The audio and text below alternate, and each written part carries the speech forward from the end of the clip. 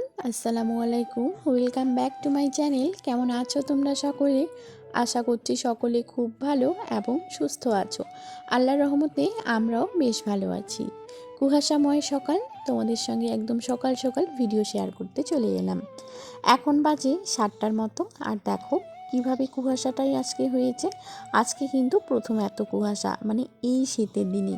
তো সকালে উঠেই দেখো কম্বলটা কালকে ধুয়ে দিয়েছি না, সেটা শুকায়নি, ওটাকে দেখতে আসলাম। আর জানো তো কম্বলটা এখানে বাইরেই ছিল, মানে আম্মু বললো যে থাক বাইরে থাক, পানি ঝরার জন্য বাইরেই ছিল। ব্রাশ করতে করতে একটু বাইরে গিয়েছিলাম, তারপরে চলে আসলাম বাড়ি। এসে আগে উঠানটা ঝাড় দিয়েছি, তারপরে এই যে আমাদের বাড়ির সামনেটা আর কি, সেটাকে একটু ভালো করে ঝাড় দিয়ে নিচ্ছি।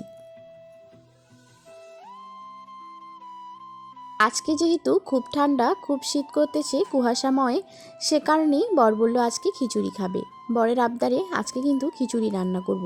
সে কারণেই একটু সকাল সকালে কাজে লেগে পড়লাম। তো দেখো এদিকে আমি ঝাড় দিচ্ছি, আর তখন আম্মুরা হয়তো চা খাচ্ছিল, তাই আমি ভাবলাম যে আজকে আমিই ঝাড় দিয়ে দিই। তো এদিকে দেখো কালকে অনেকগুলো কাপড় হয়েছে না, কাপড় ধুয়ে দিয়েছি, এগুলো কিন্তু শুকায়নি। আর ওয়েদারটা তো এখনও কুয়াশাই আছে, কিন্তু কী করবো বলো, ওভাবেই দিয়ে আসলাম কাপড়গুলো একটু হাওয়াতে। তারপরে রান্নাঘরে চলে এসেছি, রান্নাঘরের দরজাটা খুলে জানালাটা খুলে নিচ্ছি। আম্মুরা চা খেয়েছে, এখন আমি একটু চা খেয়ে নিই। আমি রোজ রোজ চা খাই না, কিন্তু ঠান্ডা বলে আজকে একটু মানে খেয়ে নিই চা। এদিকে দেখো চা বসিয়ে দিয়ে এদিকে দুধ গরম করতে দিয়েছি। তো এদিকে কালকের বাসনগুলো রাতে না মেজে রেখে দিয়েছি, ওই বাসনগুলো এখন একটু ভালো করে রেখে দিই। আর কি বলো তো বন্ধুরা, রাতের বাসন কিন্তু রাতেই মেজে রাখতেছি। এই সকালে উঠে এত কনকন ঠান্ডার মধ্যে না একদম করতে ইচ্ছে করছে না। সব কিছু যে বাসন মাজবো সকালে উঠে একদম মাজতে ইচ্ছে করে না, সে কারণেই রাতেই কিন্তু মেজে দিচ্ছি। চা হয়ে গেছে, চাটাও নামিয়ে নিলাম। এখন আমি চা খাই, খেয়ে কিন্তু আজকে খিচুড়ির প্রস্তুতি নিতে হবে। সো দেখো একটু পরে চা খেয়ে আবার ভিডিও শ্যুট করতে গেলাম। এই যে দেখো এখানে সবজি আছে, আমি সবজিগুলো নিচ্ছি। তারপরে একদম সবজি কাটাকাটি হয়ে গেছে, এখন তোমাদের সঙ্গে শেয়ার করছি। এখানে গাজর কিউব করে কেটে দিয়েছি, টমেটো কিউব করে কেটে নিয়েছি, আলু, ফুলকপি, বাঁধাকপি, আর এখানে আছে কয়েক রকমের গোটা মশলা, শুকনো লঙ্কা, তেজপাতা, পাঁচফোড়ন, তারপরে গোটা গরম মশলা, আর এখানে আছে বড়ি, এখানে গাজর, টমেটো, ডাল, বাঁধাকপি, আলু মানে ফুলকপি, সব কিছু সবজি টবজি সব নিয়ে নিয়েছি। তারপরে যেগুলো ছিল আর কি হাতের নাগালে যেগুলো পেয়েছি ওগুলাই কিন্তু দিয়েছি। আর আজকে না একদম মটরশুঁটি, বিনস এগুলো কিন্তু কিছুই ছিল না। তো এরকম করেই করছি, কারণ তোমাদের দাদা ভাইয়ের আবদার, একটু করেই দিই, রান্নাটা করি। তো আমারও ভীষণই ভালো লাগে খিচুড়ি খেতে। আর এই ঠান্ডাতে কার কার খিচুড়ি পছন্দ অবশ্যই কিন্তু আমাকে কমেন্ট করে জানাবা। কে কে খেয়েছো সেটাও কমেন্টে জানাবা, আর কে কে খাবা সেটাও কিন্তু কমেন্টের মাধ্যমে জানাতে ভুলো না। সো এদিকে দেখো একে একে সব কিছু ধুয়ে নিচ্ছি। এখন কিন্তু প্রথমেই আমি ফুলকপিটাকে আর আলুটাকে ভেজে নেব। চুলাটা মাটির উনুনটা ধরিয়ে দিয়ে কড়াইতে তেল দিয়ে দিলাম। সাদা তেল দিয়ে রান্না করছি, কারণ আম্মু নাকি সাদা তেল দিয়ে খাবে, সরষের তেল দিলে পরে খাবে না, সে কারণে সাদা তেল দিয়ে রান্না করছি। তো কড়াইটার তেলটা গরম হয়ে গেছে, এখন হলুদ লবণ দিয়ে আগে ফুলকপি আলুগুলোকে একটু ভেজে নিচ্ছি, তারপরে বড়িগুলোকে ভেজে নেব।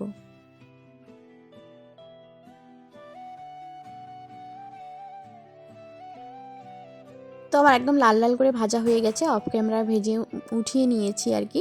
তারপরে দেখো ওই কড়াইতে তেল দিয়ে বড়িগুলো একটু ভেজে নিচ্ছি। এগুলা হচ্ছে ডালের বড়ি, এগুলা কিন্তু অপশনাল, তোমরা চাইলে দিতেও পারো না দিতেও পারো, কিন্তু আমি ভাবলাম যে দেই, আমার ভীষণ ভালো লাগে আর আমার বড় খুবই পছন্দ করে, সে কারণে একটু লাল লাল করে ভেজে উঠিয়ে নেব।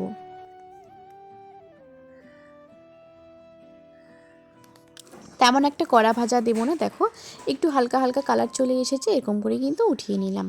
আর এদিকে এখন এই কড়াইতে হবে না, অনেকগুলো রান্না করব তো, প্রায় 2.5 কিলো, আর সরি 2.5 পোয়া চালের, সে কারণে বড় একটা হাঁড়ি নিলাম। আর আমাদের ভাতের হাঁড়িটা একটু শর্ট পড়ে যাবে, সে কারণে বড় হাঁড়ি নিয়েছি।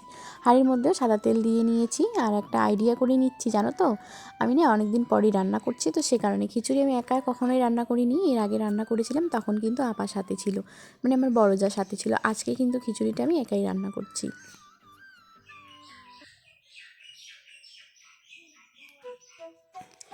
এদিকে পেঁয়াজগুলো দিয়ে দিলাম, পেঁয়াজগুলো হালকা হালকা লাল লাল হয়ে যাবে, তখন কিন্তু মশলাটা অ্যাড করব।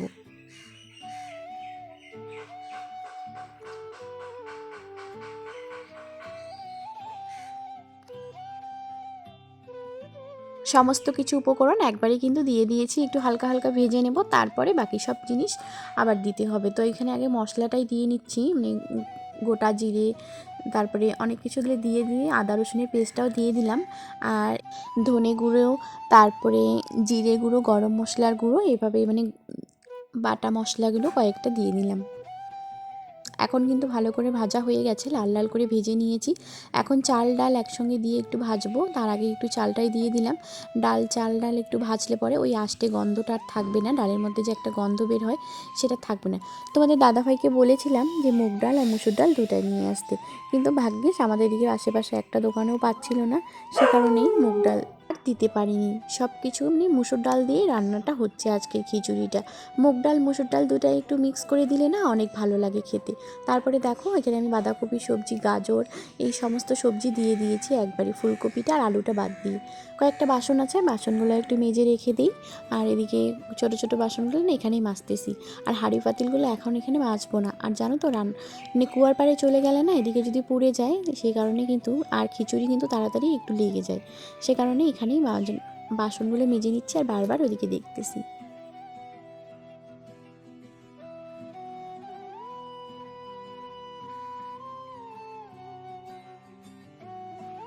বাসন ধোয়া মাজা একদম কমপ্লিট। এখন কিন্তু এখানে একটু উবুর করে রেখে দিচ্ছি জল ঝরার জন্য। পানিটা ঝরে গেলে পরে একটু ভালো হয়, কারণ কি বলতো ওই যে ঝুড়িটা আছে না, বাসন রাখার ঝুড়িটা, ওখানে যখন রাখতেছি তখন পুরো পানি পড়তেছে, নিচেও পড়তেছে, আর ওটাও না কেমন একটা জং ধরেছে। সে কারণে কিন্তু এখন এইখানেই রাখতেছি, এই কয়েকদিন থেকে এই ঝুড়িটার মধ্যেই রাখতেছি, আগে ধুয়ে পরে যখন শুকিয়ে যাচ্ছে তখন উঠিয়ে রাখতেছি। দেখো তো কতগুলো বাসন হয়ে গেছে এদিকে।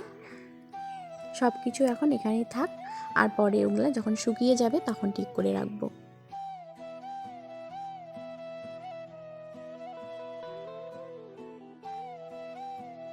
রান্নাটা করতে করতে আমার কিন্তু অনেকটা লেট হয়ে গেছে, সে কারণেই একটু কলা খেয়ে নিচ্ছি। পেটটা হালকা ফুলকা একটু খিদে পাচ্ছে, সে কারণে একটু কলা খেতে।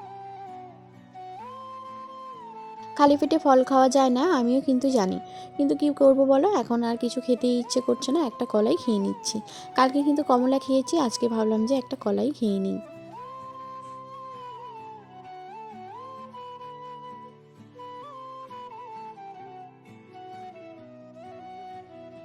তো চলো খিচুড়িটা একটু দেখি কতদূর কি হলো। সো এদিকে দেখো খিচুড়ি কিন্তু চাল ডাল একটু সেদ্ধ হয়ে গেছে, কিন্তু বাঁধাকপিগুলো আর গাজরগুলো একটু হালকা আছে, চালটাও একটু হালকা আছে। তারপরে কিন্তু রান্না আমার হয়ে গেছে, একদম নামিয়ে তারপরে তোমাদের সঙ্গে শেয়ার করতেছি। দেখো কতগুলো হয়েছে, আর এদিকে না আমি ঢালতে গিয়ে একটু পড়েও গিয়েছিল, সাইডে লেগে গেছে। সবাইকে একদম খেতে দিয়ে এলাম, দেখো ভাসুরের ছেলেদেরকে, আর আপাও খাচ্ছে, আমিও পুচকুসোনাকে এখানেই দিয়ে দিয়েছি, সবাই কিন্তু খাচ্ছে। তারপরে চলে আসলাম ঘরে বিছানাটা একটু ঠিক করে নিচ্ছি, কারণ পুচকুসোনা বিছানার মধ্যে খেলছিল তো, সেই এলোমেলো করে দিয়েছিল। আর ভাবলাম যে যেহেতু ছান করতে যাচ্ছে, ঘরটাও একটু ঝাড় দিয়ে, বিছানাটা ঠিক করে ঘর ঝাড় দিয়ে, উঠানটা ঝাড় দিয়ে তারপরে ছানটা করে আসবো।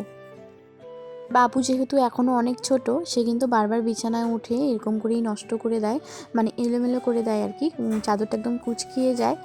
কিন্তু কী করবো বলো, সে তো ছোটো বাচ্চা, একদম বোঝে না, তাকে মারলেও হয়তো সে বুঝবে না। তো সে কারণেই আর কি, আর কিছুই বলার নেই, আমাকেই করতে হয় এগুলা কাজ। সেখানে সপার কভারটা আর বিছানার চাদরটা আমাকে রোজ 2-3 বার না করতেই হবে। তারপরে এইভাবেই বিছানাটা এখন থাক, ঘরটাকে ঝাড় দিয়ে নিই। ঘরটা ঝাড় দেওয়ার পরে তারপরে কিন্তু উঠোনটা আমি ঝাড় দিয়েছিলাম।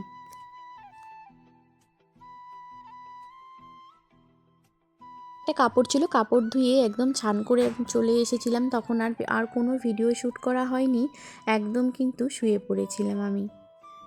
মানে ভিডিও এডিট করার জন্য একটু বিছানায় উঠেছিলাম, তারপরে কিন্তু আপা আমাকে ডাকলো, তখন আপার কাছে গিয়ে দেখি আপা কিন্তু জলপাইয়ের আচার করছে। দেখো কত সুন্দর হয়েছে না আচারটা, কালারটাও খুবই সুন্দর হয়েছে। এখন পর্যন্ত যদিও ভালো করে সেদ্ধ হয়নি, তবে আমাকে কিন্তু একটু টেস্ট করতে দিল।